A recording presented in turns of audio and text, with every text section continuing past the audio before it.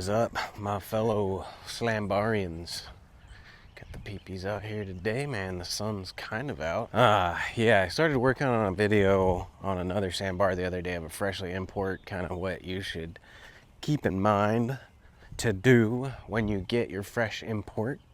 And I didn't finish that video, so here we are. I'm gonna try it again. Another fresh import. Markings, everything. Even an alien on the windshield. So essentially, this guy kind of wants everything done.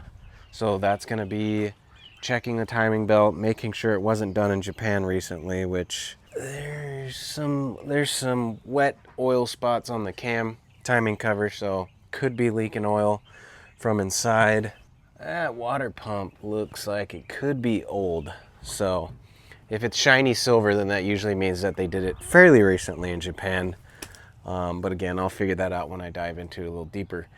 But we're gonna do full ignition tune-up. These are the old style plug wires. So the old red ones, if they're notched right here, these are like old. So these might be the original ones, because the new ones just come straight across. They're not, there's no like valley right there. So we're gonna be doing new plug wires, new spark plugs. This does not have an electronic ignition. My brain all of a sudden stopped working, but this one's got points. We're gonna be replacing the points, setting the gap, doing new cap, rotor, everything. So full ignition tune-up. We're gonna be doing spark fuel filter. I'm gonna be doing a valve cover gasket, checking the valve lash, make sure everything's good there. And since the distributor's coming off, I'm gonna do a new distributor O-ring because that seems to be leaking. Everything's kind of wet there. And we're gonna be doing motor mounts. So all filters, air, fuel, oil, we're gonna be doing an oil change. Ignition stuff, if it looks like it's original or old. All good places to start with your fresh import, because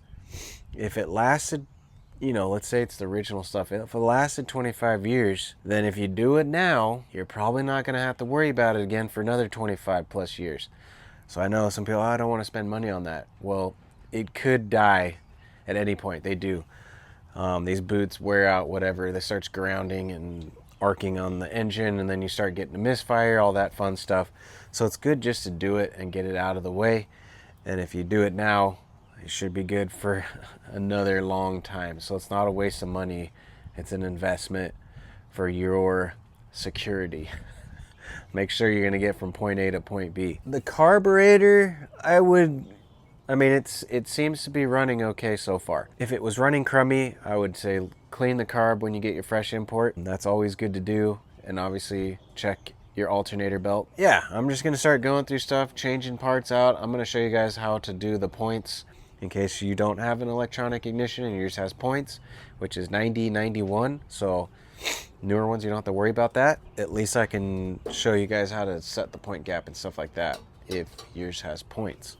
So let's get into it. Just to show real quick what we got going on. Distributor cap, distributor rotor, oil filter, fuel filter, all OEM parts, Denso TT Iridium spark plugs, NGK blue wire spark plugs, and our valve cover gasket. Oh, and there's some parts in here too. He wanted some other stuff done, so he wanted like the new little washer and screws for the engine cap, engine cover. Here's a new point set for the distributor. That's what we're going to be setting the gap on that. Make sure it runs right. And these, probably don't know, a lot of you don't know these exist. They're the lash gate silencers. So if you're driving around and you hear it wobbling, I mean, this one has, one up here is pretty old, but the one in the back doesn't have it. So essentially, if you're driving around in your Sambar and you're hearing rattling, there we go. This will rattle and it will vibrate all the way into the cab. If you had a gate silencer, it wouldn't rattle. I'll be putting all new ones of those on here so this thing will sound and look good. But this was a Mitsui, very clean for Mitsui. I mean, this is how old it is. They don't even put those 4-cylinder 660cc stickers on them anymore. This is a high roof, so it's got this cool little tray up top, kind of slick. Pretty clean in here. It's got the tray underneath the glove box, which is cool. Came with these floor mats in there. Pretty good shape for being a Mitsui, I do have to admit.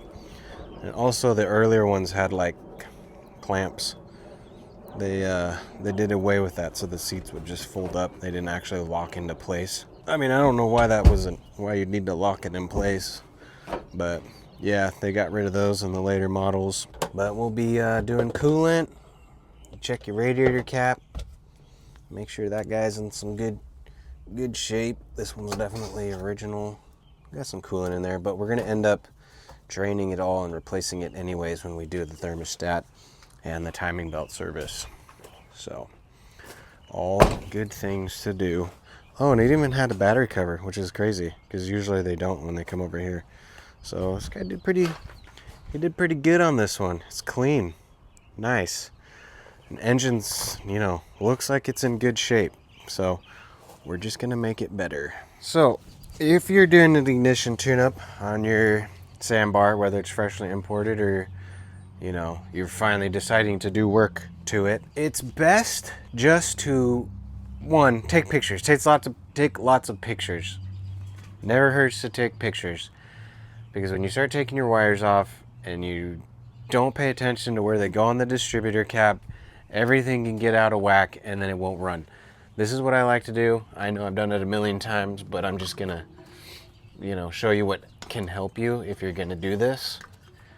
Just leave the wires on the distributor cap. You can't mess it up because the wires are always marked. 1, 2, there's a 3 on here somewhere, or that would be 4, 3.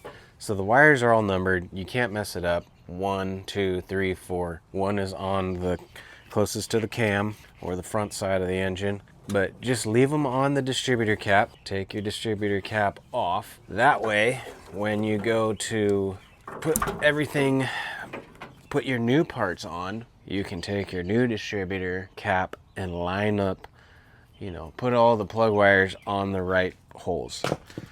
Obviously, the center one goes to your coil. That should be an absolute no-brainer. If you can't figure that out, maybe have someone else work on your car. But yeah, I'm gonna take the distributor off because we're gonna be doing the O-ring and changing the point and setting the gap. But I just wanted to make a little tip. Leave them connected to the valve, the distributor cap. I'm gonna keep working here. Also, if you're gonna be removing your distributor, I don't necessarily need to mark where it is set right now because I am going to be checking the timing with a timing light. But if you don't have a timing light per se, you can take like a pick or something of that nature and just scratch, you know, scratch a line from the alternator. I'm sorry, the distributor. I don't know if I was saying alternator.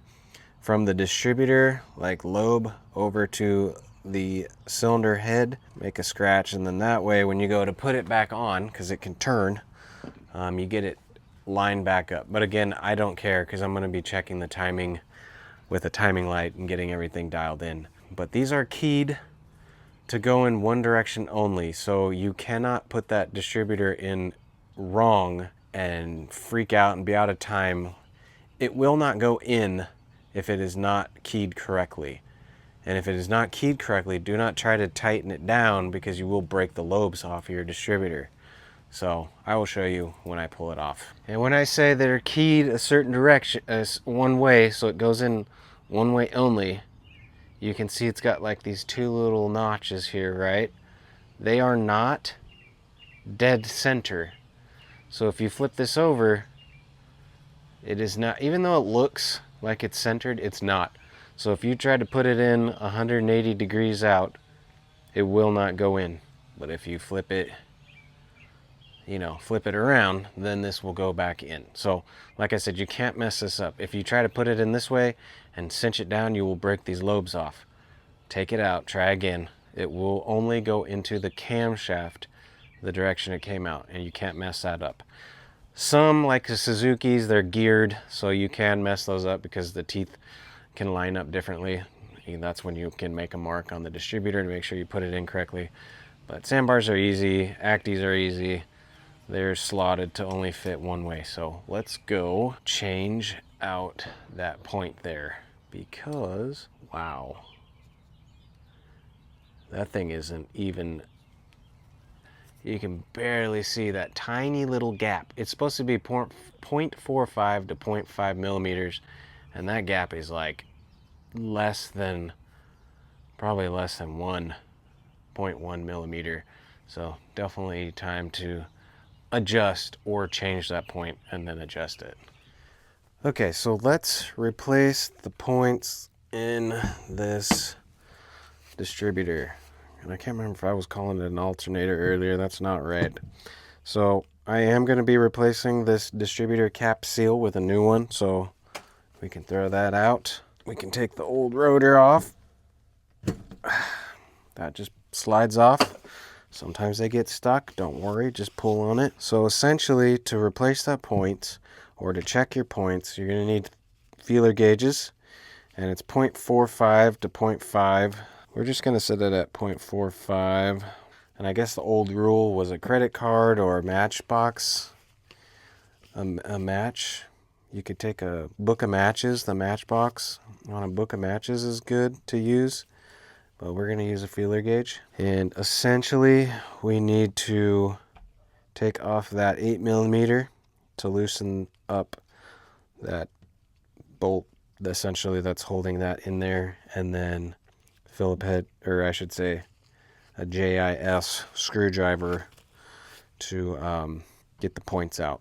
All right, so let's loosen up the 8 millimeter. It might be a little sticky. There we go. This post, it's just a post with a nut on it, so it will move around once you loosen it up. And then you can slide your wire out for your points. And then we got the 2 screws.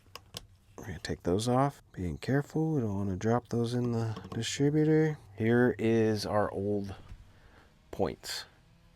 So essentially we need a gap, because that's what this part right here rolls on the lobes of that distributor and moves this up and down, and every time it opens up it sparks. So essentially we need that gap to be 0.45. It was not 0.45, so that's why it's always good to either check or replace your points if you have an older Sambar that doesn't have an electronic ignition.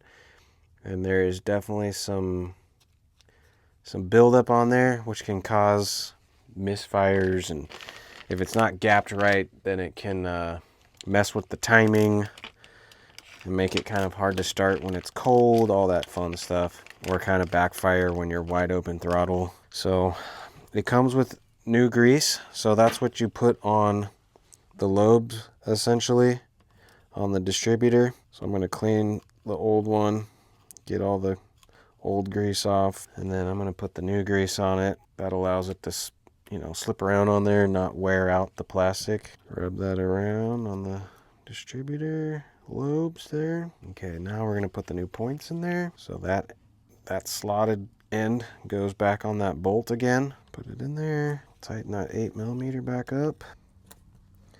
Don't get too crazy and break it. Just needs to be tight. And then you can put the rubber cap back on it. And essentially that's going to the condenser. So I have not found condensers for this one yet, but try not to ruin it. Okay, so essentially what we're going to do to set the gap, we're going to get it on the highest point of the lobe on the distributor, a little dizzy. When it spins, it's lobed. You're going to put it at the highest point, and that's where we're going to set the gap. So I'm going to put my feeler gauge in there and gap it to 4.45. So we're at the highest point on the dizzy there. Let's put my feeler gauge in there. Yeah, I don't know if you remember what the first gap looked like, but look at that gap. Way bigger, way nicer. So every time it goes around, hits the lobe, opens up, bop, bop, bop, bop. So that's how you set the points or change your points. And if your points aren't set correctly or old or worn out, it will definitely cause some running issues. I'm just gonna make sure those are tight. And that like plastic that it rubs on the lobes will eventually, it wears out. So that's why you have to adjust the points, because it will start to get closer and closer and the gap will get smaller and smaller. Just gonna make sure I get it at the highest point. Nice. Okay. Bada bing, bada boom. Okay, so now we're gonna go back and put the distributor cap and everything back together now that we got new points on there. Okay, so now that we have the new cap and rotor, new points set, gap set and everything, distributor cap, seal, spark plug wires, which torque the spark plugs to 180 inch-pounds. And if you buy them from me, they're all pre-gapped to, I think it's like 1.1 millimeters. So you should not have to adjust the gap. But essentially we're gonna make sure that it starts, and then of course, after it's running, I'm gonna let it warm up, and then we're gonna check the timing, because like I said, I just kind of put that back on willy-nilly, and then we're going to adjust the timing accordingly, because I like to bump them up a little bit to like closer to 10 degrees so they run a little peppier. But don't forget to put your vacuum advance back on. But if you are going to do some timing, you're going to want to have that undone. But just for the time being, we're going to run it and see how it sounds. Okay, so like I said, I was just going to check the timing. So obviously it's running good. And if I can get this to show, we're basically at 0 degrees right now. So it's not advanced at all, and it says they should be before top dead center 6 degrees at about 800 RPMs. It's probably around 800 RPMs. It's idling pretty low, and we're at 0 degrees. So we need to bump that up a tiny bit, and you'll know you're going the right way because it will idle up. So just turn it a little bit, unplug your vacuum advance. So it's idling down, idling up. So I think we're probably closer to the 10 degrees.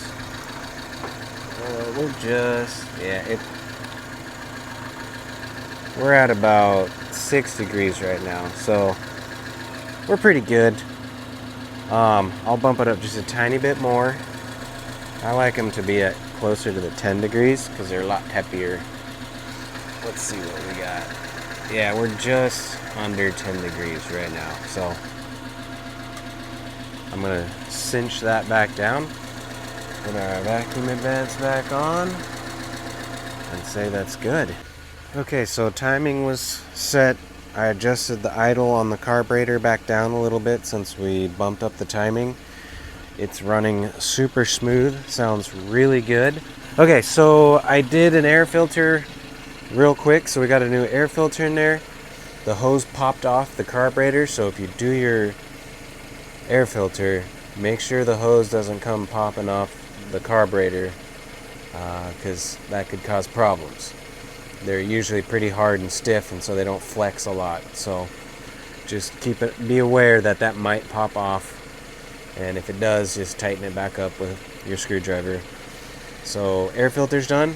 Let's change the fuel filter, and then I'm going to do the oil after I check the valve lash and do the valve cover gasket. And again, the easiest way to do the fuel filter is to take that tire off, and you got full access. And while I'm working on this guy, we're supposed to have like some wicked weather, like some tornadoes rolling through and some golf ball sized hail. So this could get a little bit interesting. I already started hearing thunder. I'm gonna have to put my patitos away because you're gonna get scared. Gotta button down the hatches. About to get hectic. I forgot he also wanted new rear shocks because it's pretty bouncy. So again, another good thing to do with your fresh import, do some suspension work on it, because more than likely the rear shocks are going to be shot. And I was just recording hoping I'd get some thundering because it's getting kind of crazy. But yeah, we're going to be putting new shockies in. That's going to be good. And put the new fuel filter in. Looks good. They painted everything with black. Kind of a bummer. But just in case, maybe you don't have, you know, in the budget to do shocks. If they're leaking, they're just oil filled. They're not like charged or anything. So if there's oil leaking out of them, that's a good sign that your shocks are gonna need to be replaced. This one just like, when we pushed down on the bed, the thing felt like, you know, a Cadillac. There was no cushion. It was just very, very sloppy. So putting the new shocks in should definitely help. So this one was definitely leaking oil. So that would explain why this one was blown. Got the new ones in. Save yourself some headache in the future. Put some anti-seize on the bottom bolt and the top bolt, and just get them pretty tight. Obviously 17 on top, 14 millimeter on the bottom. Put a little jack underneath the suspension so you can take a load off of the shock, compress it up, that way you can get that one out. But yeah, put the wheel back on, torque your wheels to 83 foot-pounds. We're pretty much done on this side, so we can continue on the other side with the timing and all that stuff. You guys want to know a little life hack? So if you have an old 90, 91 round eye Sambar, the drain plugs, which I'm not sure if I make that clear on my website, I probably should. The drain plugs on the oil pan are 17 millimeter, not 14 millimeter like the rest of them, for whatever reason. So, little life hack. It's the same size as the ones on the differential and transmission, and those ones have a magnet. So, every time I get one of these old ones in, I like to replace the crush washer along with the drain plug that is the differential one that has a magnet in it, just to catch, you know, stray bullets in the oil pan. So yeah, little life hack for you. Okay, new day. We had supposedly some wicked storm that was supposed to like tear up Washington with tornado warnings and hail the size of golf balls, but everything's still here and in one piece. So that was a little anticlimactic. I was hoping for at least some more thunder, because thunder sounds pretty sick. But okay, so we're back on this truck again. I'm going to be removing everything on this side now, so we can at least see if the timing service had been done. And if it hasn't been done, then we're gonna do it. And I'm gonna replace the shock on this side while we're here. And I'm gonna do an oil change and all that stuff. Since the wheel's off, it's a lot easier to get to things. So yeah, obviously it's a new day. So I fired it up with all the new parts on it just to make sure everything was still happy with how I set the timing and how I set the gap and the points and all that, and it fired right up. So we're still good. So going to continue on our ways. But yeah, I mean, not a whole lot happened. We put the PPs away early just in case things got hectic and they were gonna get blown away in a tornado, but there was nothing. Anyways, let me get back on track and get some stuff off here. All right, so we're in. It's looking like we could use a new alternator belt. It's a little cracky, splitty, so definitely worth changing that since we're here. That water pump looks a little old and crusty, so I'm gonna say that's the OG right there. And we got a lot of oil coming out here, so we'll replace the O-ring on the dipstick. I'm sure the crank seal is probably leaking. We got a ton of oil built up down here. So yeah, definitely I'm gonna say probably wasn't done. So take this off, take the belt off, take the crank pulley off, take the cover off, and we'll start knocking out all the timing stuff. And since we're here, it's a good time to do the oil change. Obviously after we get it all back together and warmed up, but since we have access to the oil filter, it's good to do it while everything is open right now. And then you can kind of inspect everything, make sure your seals, your axle boots and stuff aren't ripped, and your transmission seal's not puking a bunch of oil. And this one actually has diff lock, so it's got the little diaphragm down there. Oh yeah, and we're also gonna do the thermostat because look at that. Look, we're like right there. So while we got everything off, we can do the thermostat. And we're definitely gonna be doing that front mount because, oh my gosh, you can see it is separated, which makes sense because when I hit the gas, this whole engine jerks. So we'll be doing the new front mount, obviously while we're in here. But yeah, everything looks pretty clean. So nothing like leaking. That's good. We're just gonna obviously be replacing a bunch of old parts. So let's get to it. Oh yeah, look at all that oil. So crank seal was definitely leaking. That oil water pump is OG. The new ones don't have like whatever this end is on it. It's a flat piece on the newer style water pump. So that's definitely original OEM, stamped Japan on it. So it's time to go. I'm not sure what's going on there. Cam seal is leaking. I was on the phone, so I was wiping it down and cleaning it, but everything's leaking, so good we're replacing this stuff. So let's get the water pump off, get all these little timing cover seals, the little rubber ones. This one seems to be stuck, but I got the other ones out. We'll be replacing all those. All the timing cover pieces are in my ultrasonic bath to get cleaned up and look brand new again. And now let's get all this cleaned up with new parts. Don't worry.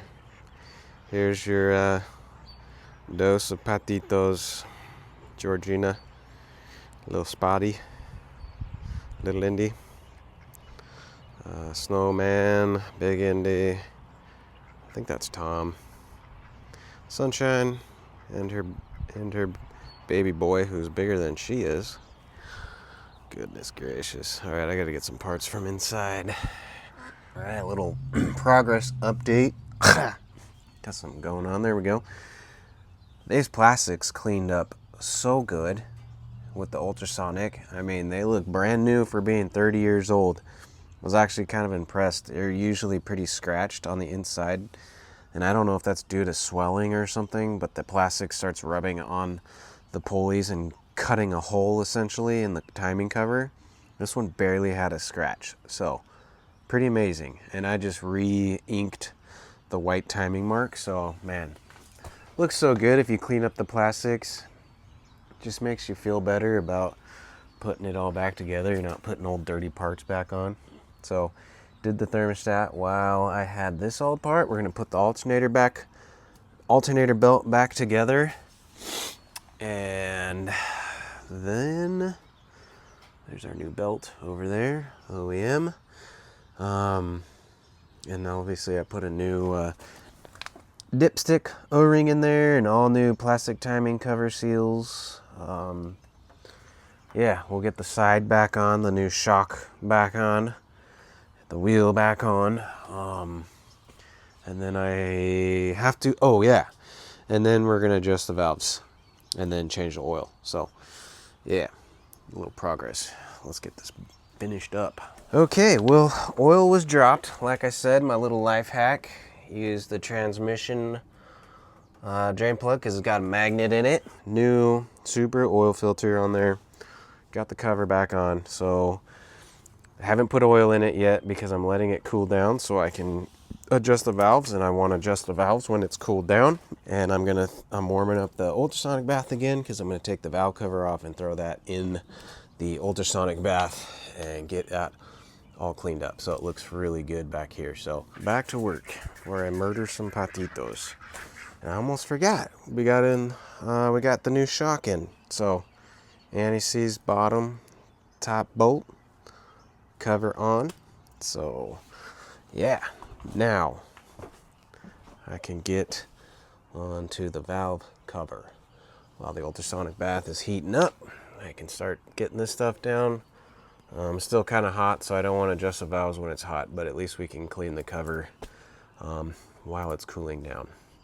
Which again, these old ones tell you 0.15 intake, 0.20 exhaust every 20,000 kilometers, or I think it says translate to like every year and 20,000 kilometers. Change your air filter So that's kind of cool. So I mean, I change my air filter maybe once a year. Every other oil change, do the air filter.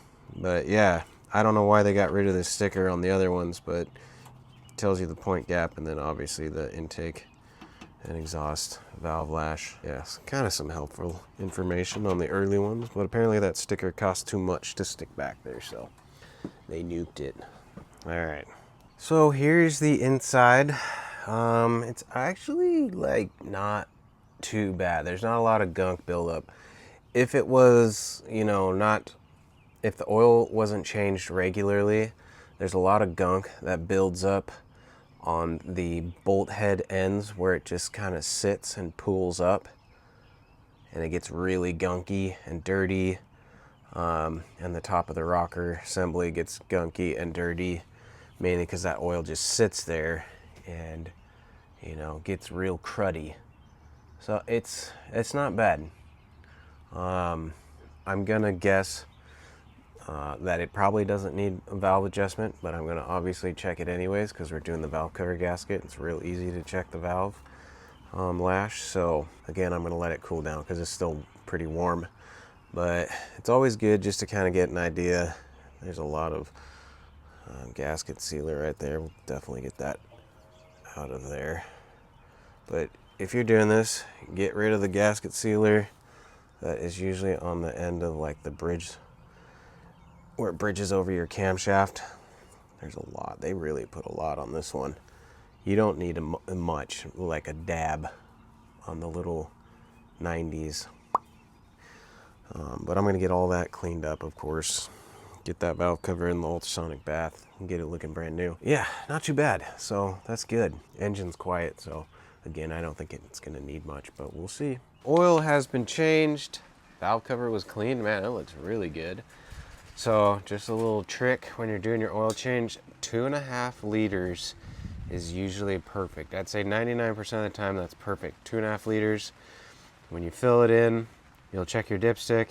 You'll be about a half a liter high, which is okay, because once you start it, it'll go through the system, and then once you wait a minute after it cools down, check it. It should be right at the F. So 2.5 liters is, again, usually the perfect amount of oil. So we're gonna do mounts. Do the one up there, do that one behind the covers, and then that little blocky right there. The front one is definitely broken because it's moving every time I, you know, let the clutch out. So that's gonna change everything completely. I adjusted the valves. Only like 2 of the exhaust valves were out adjustment. Everything else was perfect. So good shape. Yeah, let's put our new mounts in. All right, and the mounts are done, and she is running incredibly well. There are the patitos. So yeah, I didn't show you guys how to do everything per se. I have other videos on that, but I think this would be a good video just to gauge as to what you should be ready to do when you get your fresh import or your new Sambar or K-truck. I mean, essentially this can go across all of them. What to kind of look forward to doing when you get it if you don't know if anything was done. So the timing belt service, the ignition tune-up, cap, rotor, spark plug wires, points if you got them, which mostly I think it's just old Sambars, and I mean that old Daihatsu had points. It's just the really early ones. Oil change, air filter, fuel filter, motor mounts. Man, that makes a huge difference. Rear shocks if you want to get crazy. They mostly all need them. Thermostat, replacing all the coolant. Adjusting valves, you know, changing gaskets, valve cover, distributor O-ring, stuff like that, where there's just oil seeps that eventually will happen when they get old.